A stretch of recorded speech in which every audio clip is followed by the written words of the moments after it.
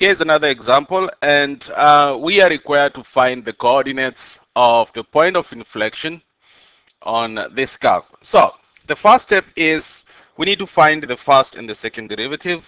So step one, find the first and the second derivative. So which means we need to differentiate the original function, and we shall end up with 3x squared minus 6x plus 5, and the second derivative will be 6x minus 6. So the second step will be, remember we're planning to get the point of inflection, so set the second derivative equal to 0 and solve for the potential inflection point. So step 2, set the second derivative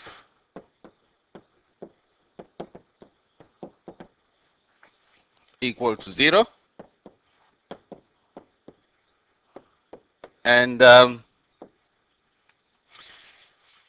solve for the potential inflection point. Solve for the potential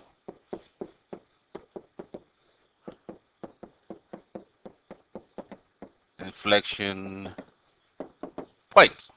So the second derivative is 6x minus 6. We equate that to 0,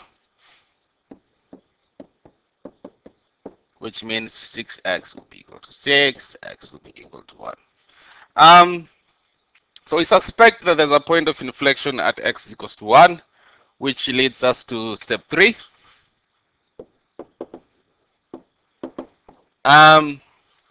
So we're going to use a sign diagram for second derivative to check for change in concavity. So use the sign diagram.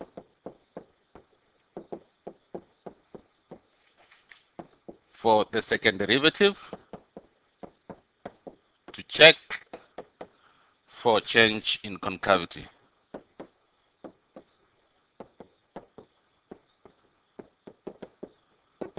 What that means is that you have your x values, and we suspect that there should be inflection point at that point, but we need a sign diagram for the second derivative. So we need to find the signs of the second derivative, which means we are going to pick test points. Yeah, so we pick test points to the left and to the right. So you have one test point, another test point there, and we just want to find out if whatever we're going to end up with would help us to notice if there's change in concavity, if the signs of the second derivative change. So we plug that into the second derivative, and if you plug in 0, you end up with negative 6. You plug in 2, you end up with 6, which means we have a negative and a positive. And what this means is that concavity changes at x equals to 1. So concavity changes at x is equals to 1. Hence there is an inflection point.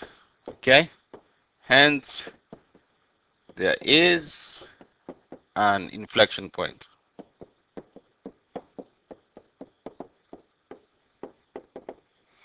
So, but what we want is the coordinate. Okay, so we know that there's an inflection point at x is equals to 1, but we want to find the coordinate. So step 4 is to find the y coordinate. So step 4,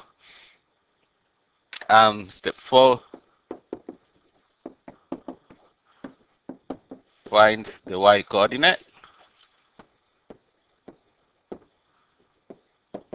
which means you plug 1 into the original function,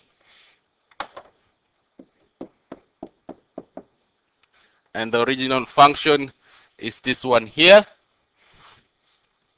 So if you plug in 1, you'll end up with 2.